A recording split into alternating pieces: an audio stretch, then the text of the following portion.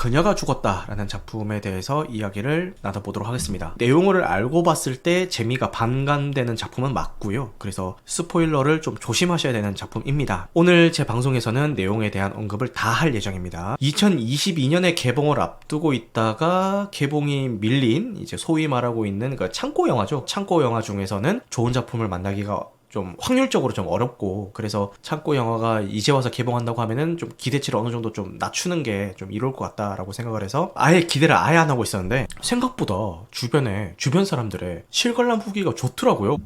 내가 너무 속단했나 싶어서 충동적으로 즉석에서 예매를 하고 감상을 했습니다. 근데 결론부터 말씀드리면은 조금 아쉽긴 했는데 그래도 볼만은 했어요. 이게 근데 볼만했던 이유가, 첫째, 내용을 모르고 봐서 볼만했고요. 둘째, 기대를 아예 안 했기 때문에 볼만했던 것 같아요. 편하게 이야기 쉬우시라고 그냥 배우 이름으로 이야기를 할게요. 변요한 배우가 그 공인중개사예요. 부동산 업자고, 인터넷에 막 글 같은 거 써가지고 막 많은 사람들 리딩도 해주고, 꽤 인터넷에서도 평판이 좋은 이 양반이 겉으로 보기에는 되게 선량하고 되게 별 문제 없어 보이는 건실한 공인중개사인데, 악취미가 하나가 있습니다. 이게 뭐냐면은 사람들을 관찰하는 거예요. 여기서 한 발짝 더 나가서, 공인중개사니까 사람들이 자기가 없을 때 집 보러 오면 좀 보여주라고 키를 맡긴단 말이에요. 근데 그 키를 가지고 사람들 집을 구경을 해요. 가택 침입이죠. 거기서 그치지 않고 그 집에서 없어져도 아무도 신경 안 쓸 것 같은 그런 그 물건들을 하나씩 이렇게 가지고 나와가지고 그거를 본인만의 창고가 있어요. 그런 걸 모아놓은 창고에서 전시를 해놓고 막 거기서 여유롭게 막 스테이크 싸면서 막 먹고, 이런 변태새끼거든요. 여기서 첫 번째 좀 몰입이 약간 좀 깨졌던 게, 이렇게 중요하지 않을 것 같은 거 하나씩 가져온다는 그 설정은 알겠어.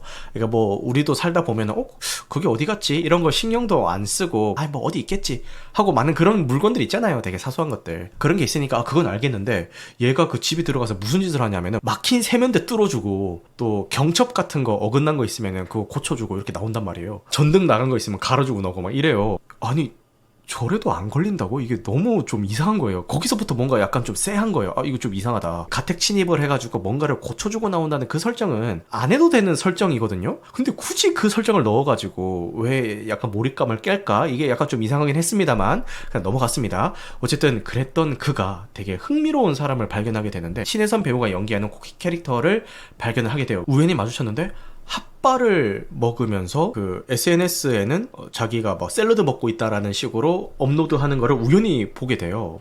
저 사람 뭐지? 핫바 먹으면서 왜 저런 걸 올리지? 라는 것부터 시작을 해서 이 신혜선의 인스타그램을 되게 염탐하기 시작합니다. 알고 보니까 인터넷 인플루언서였던 거예요. 유기견들 막 구출해가지고 입양 보내고 뭐 착한 행동들, 선한 영향력 막 주고, 이런 인터넷상에서 평판이 되게 좋은 인플루언서였어. 그래서 그녀가 너무 궁금해집니다. 그녀의 진짜 모습은 어떨까? 그래서 그녀의 집에 가택 침입을 시도하게 되죠. 근데 이게 키가 없으니까 들어갈 수가 없잖아요. 그래서 막 비밀번호도 막 눌러보고 생쇼로 하다가 결국에 실패를 하는데, 갑자기 이 신혜선 배우가 들어오더니 집을 내놓고 싶은데 키 좀 맡아달라라고 하면서 키를 줍니다. 그래서 이게 웬 횡재냐라고 하면서 키로 문 따고 들어가서 세면대도 뚫어주고 핸드크림 다 쓰고 남은 거 냄새도 막 맡아보고 이러면서 하루를 즐기죠. 그 다음에도 한 번 더 들어가게 되는데, 들어갔더니 이 신혜선 배우가 죽어있는 상태로, 무참히 살해당한 상태로 소파에 널브러져 있는 거예요. 그래서 그걸 보고 이제 패닉에 빠져서 빠져나오게 됩니다. 자기가 그거를 경찰에 신고하면 되게 이상해지잖아요. 자기도 걸리게 되잖아. 그래서 집 보러 온 사람들한테 저 집을 보여주면서 자연스럽게 그 시신을 발견해야겠다 생각까지 하게 되죠.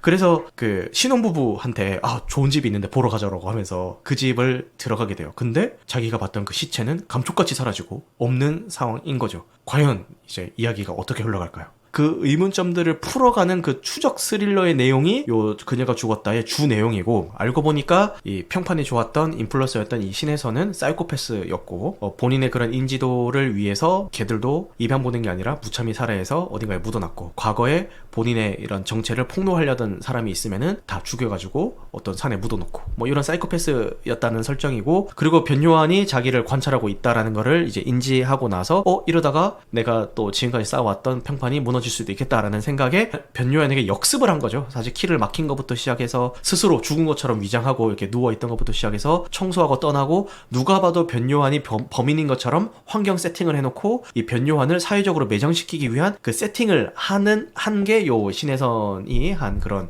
역할이었죠. 겉과 속이 다른 극단적인 이 사이코패스적인 성향을 가진 여성 인물이 어느 순간 사라지고 사라짐으로 인해서 한 남자를 위기에 빠뜨린다라는 이 설정이 이 나를 찾아줘라는 작품이랑 너무 비슷하다라는 생각이 들더라고요. 그 사이코패스력을 따지자면은 나를 찾아줘에 나오는 그 여자보다는 요 신혜선 배우가 조금 약하긴 하죠.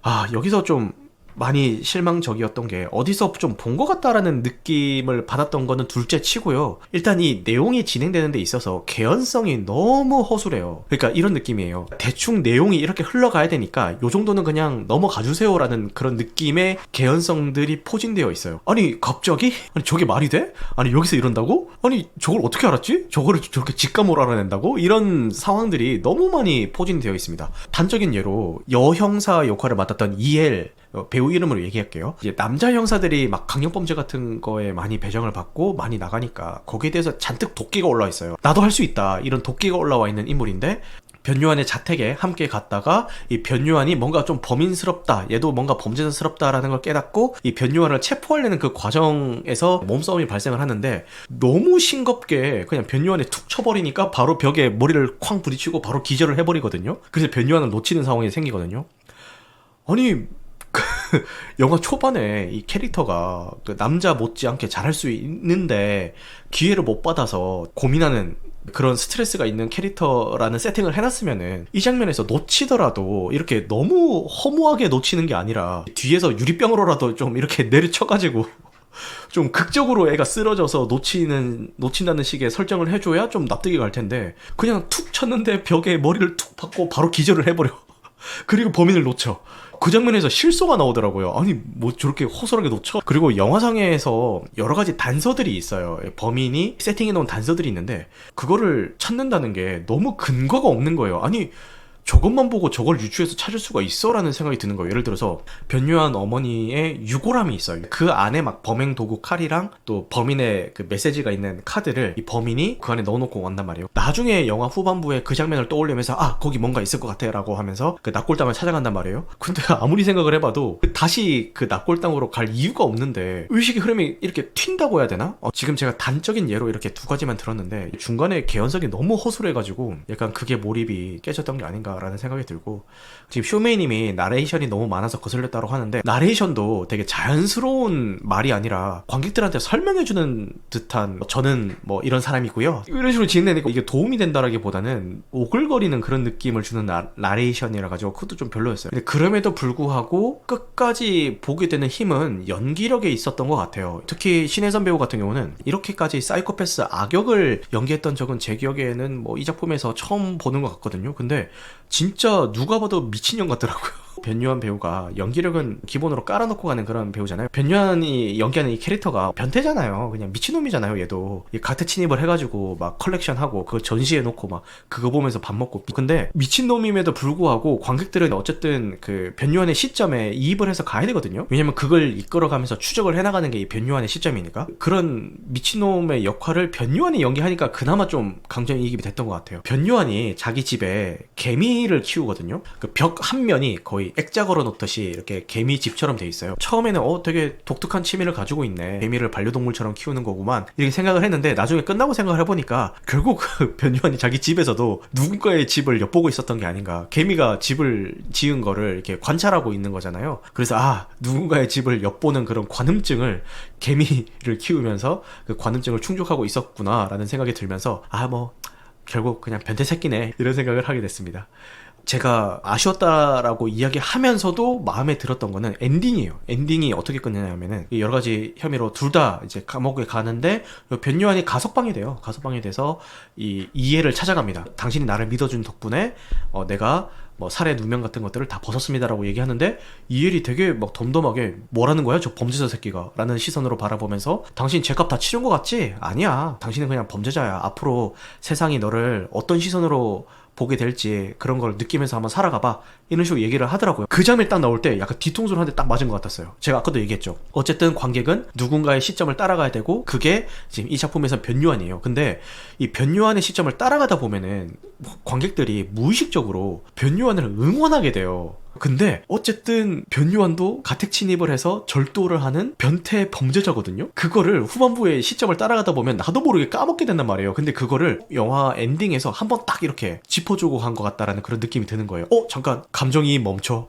얘도 변태 범죄자임. 이렇게 영화 후반부에 딱 한번 관객들한테 그 각성을 딱 시켜주는 그런 느낌이 들더라고요. 제가 좀 아쉬운 점들을 많이 이야기는 했지만 그래도 보다 보면은 어쨌든 거기서 나오는 내용들을 몰입해서 따라가게는 되거든요. 그래도 보고 나오면서 뭐 나쁘진 않았어. 뭐 그럭저럭 볼만했네. 이런 느낌은 주는 것 같습니다. 킬링타임용으로 보기에는 뭐 나쁘지 않은 작품이 아닐까라는 생각이 들기도 하네요.